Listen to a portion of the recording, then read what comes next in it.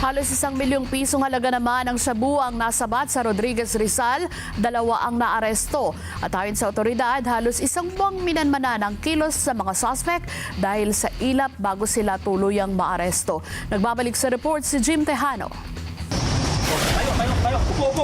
Dis oras ng gabi ng ikasa ng Rodriguez Rizal Drug Enforcement Unit. Ang operasyon sa isang sitio sa barangay San Isidro, Rodriguez Rizal. Target ng operasyon, si alias Otto.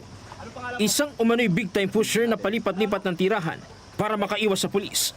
Nahuli sa akto ang suspect matapos magbigay ng signal ang pulis na nagpanggap na buyer.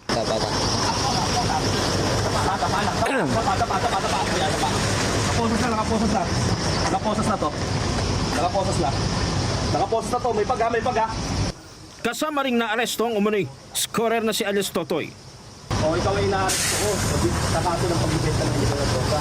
Ayon kay Police Lieutenant Colonel Paul Sabulaw, hepe ng Rodriguez MPS, matagal nang isinosurveillance ang suspect na itinuturong sangkot sa bentahan ng iligal na droga sa mga karatig bayan.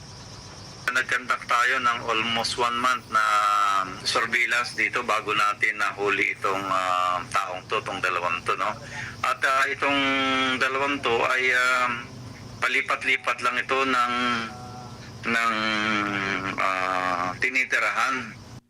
Nasamsam sa operasyon ang 8 plastic sachet na may kabuang 142 gramo ng hinihinalang shabu na nagkakahalaga ng halos 1 milyong piso. Isang hindi lisensyadong baril na may mga bala ang nakuha mula sa mga suspect.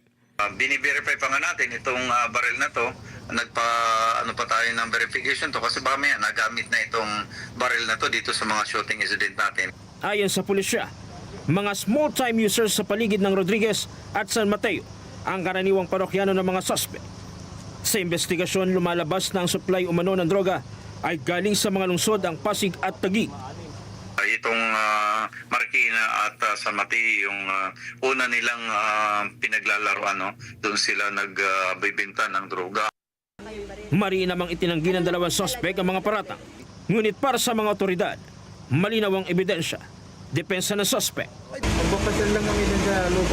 Maharap sa kasong paglabag sa Section 5 at 11 ng Republic Act 9165 o Comprehensive Dangerous Drugs Act of 2002 at paglabag sa Illegal Possession of Firearms and Ammunition Act ang 2 suspect.